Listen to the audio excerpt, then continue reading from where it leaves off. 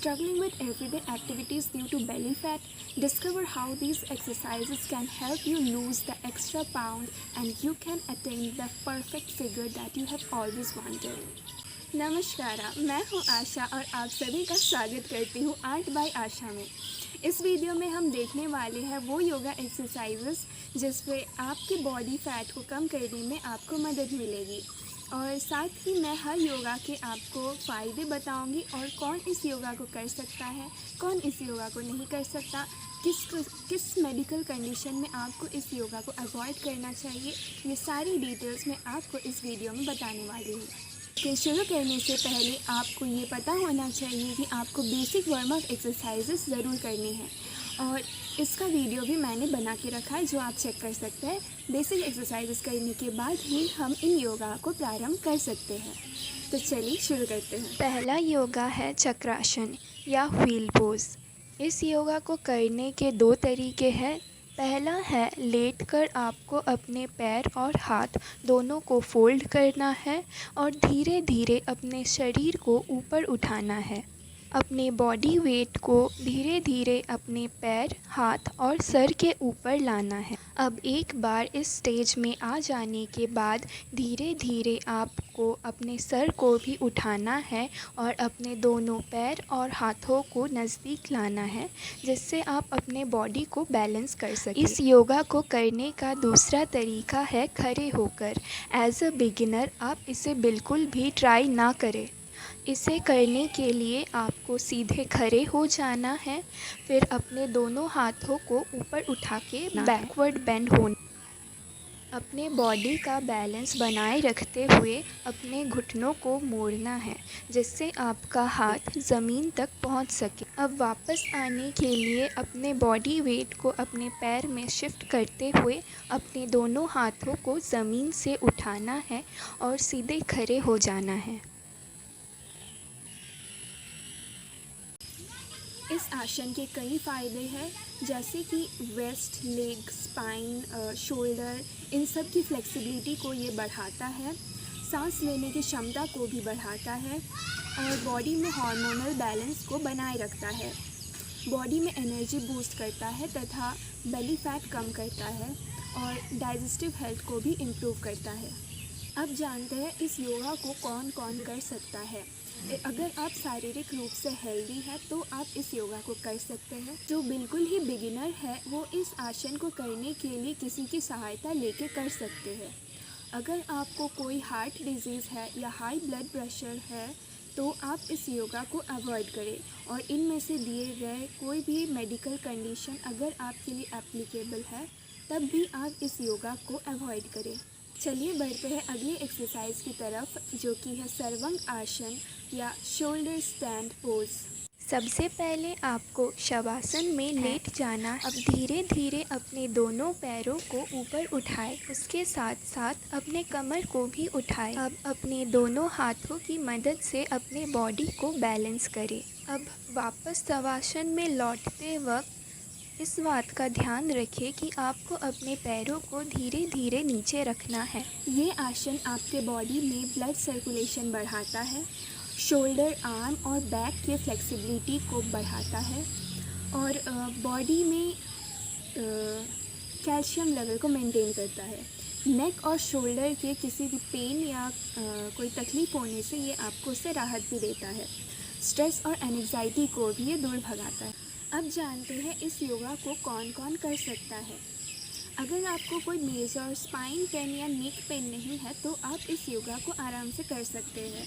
अगर आपको high blood pressure है तब भी इस एक्सरसाइज को अवॉइड करें और अगर आपको कभी डिजीनेस जैसा महसूस होता है तब भी आप एक्सरसाइज को अवॉइड करें और इधर दिए गए मेडिकल कंडीशंस में भी आपको इस एक्सरसाइज को अवॉइड करना चाहिए। चलिए बढ़ते हैं अगली एक्सरसाइज की तरफ जो कि है मत्स्यासन या फिश पोज। पीठ के बल लेटकर अपने पैरों को पद्मासन में मोड़ना है और अपने दोनों अंगूठों को पकड़कर अपने बैक को एक आर्क शेप में मोड़ना है। अपने एल्बोज़ को ज़मीन पे टच करने की कोशिश कीजिए।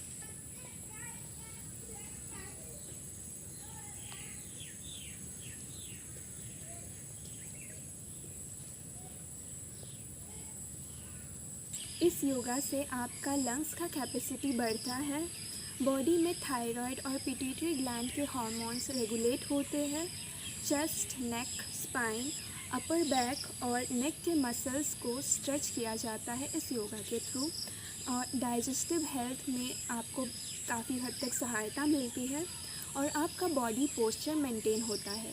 अब जानते हैं इस योगा को कौन कौन कर सकता है। अगर आपको अपने नेक की फ्लेक्सिबिलिटी बढ़ानी है तो आपको इस योगा को करना चाहिए। अगर आपका कोई मेजर बैक पेन नहीं है तो आप इस योगा को आराम से कर सकते हैं, और इन मेडिकल कंडीशंस में आपको इस योगा को अवॉइड करना चाहिए। अगली एक्सरसाइज है हलासन या प्लाउ पोज। इस योगा को भी हम सर्वांग आसन की तरह ही करेंगे। जैसे आपने सर्वांग आसन में अपने पैरों को सीधा ऊपर की तरफ लेकर गए थे, उसके बदले इस आसन में हम दोनों पैरों को सर की तरफ लेकर जाएंगे और अपने टोज़ को ज़मीन पे टच कराने की कोशिश करेंगे। इस एक्सरसाइज के कई फ़ायदे हैं।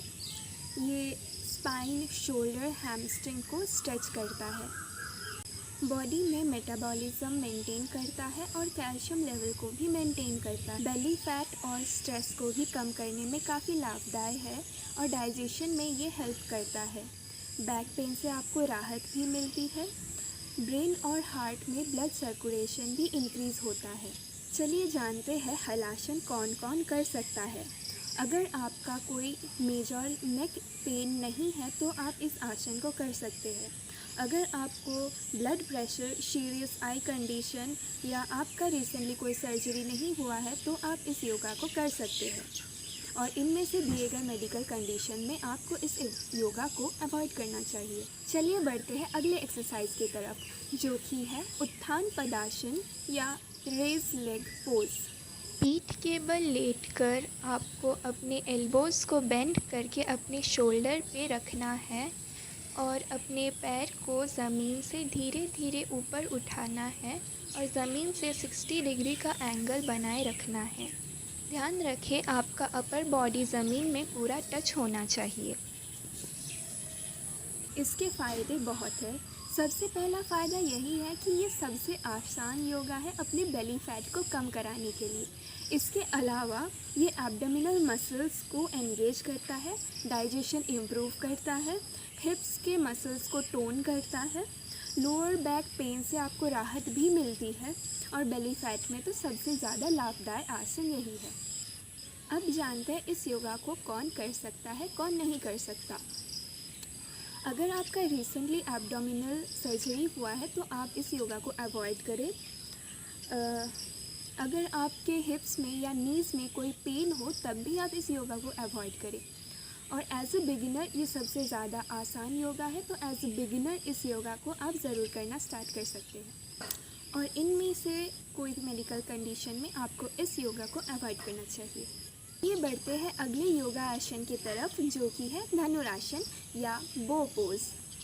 इस योगा को करने के लिए आपको अपने पेट के बल लेट जाना है, अपने दोनों पैर के एंकल्स को पकड़ना है और अपने चेस्ट को ऊपर उठाना है। अपने पैरों को नज़दीक खींचते हुए सांस अंदर ले और ऊपर उठे, और सांस छोड़ते हुए आपको वापस नीचे जाना है। इस योगा को करने का एक और तरीका है जो इससे थोड़ा एडवांस लेवल में है। अगर आपको ये वाला आसान इजीली हो रहा है तो आप दूसरे लेवल पर जा सकते हैं। इसमें बस यही अंतर है कि आपको अपने पैरों के अंगूठे को पकड़ के अपने एल्बो को अंदर की तरफ घुमाते हुए चेस्ट को ऊपर उठाना है। अपने पैर को जितना हो सके उतना ऊपर की तरफ खींचने की कोशिश कीजिए। इस योगा के कई फ़ायदे हैं। ये आपके बैक, एब्डोमेन और लेग्स के मसल्स को स्ट्रेच करता है, बॉडी पोस्चर को इम्प्रूव करने में काफ़ी हद तक मदद करता है, डाइजेशन को इम्प्रूव करता है तथा बेली फैट को कम करता है, स्पाइन, हिप्स और शोल्डर की फ्लेक्सिबिलिटी को बढ़ाने में ये काफ़ी लाभदायक है, और रिप्रोडक्टिव हेल्थ के लिए भी ये लाभदायक पाया गया है। अब जानते हैं कि धनुरासन को कौन कौन कर सकता है। अगर आपके एब्डोमेन, नीज या बैक में कोई मेजर इंजरी या प्रॉब्लम नहीं है तो आप इस योगा को आसानी से कर सकते हैं।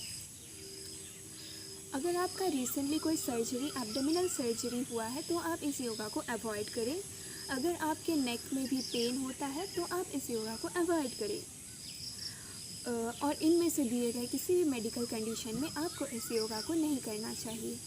चलिए बढ़ते हैं आज के आखिरी योगा में, जो कि है उष्ठासन या कैमल पोज। इस योगा को करने के लिए आपको पहले वज्रासन में बैठना है और फिर अपने घुटनों पे खड़े होना है। एक एक करके पीछे की तरफ लेके जाए और अपने एंकल को पकड़े और जितना हो सके उतना पीछे की तरफ देखें।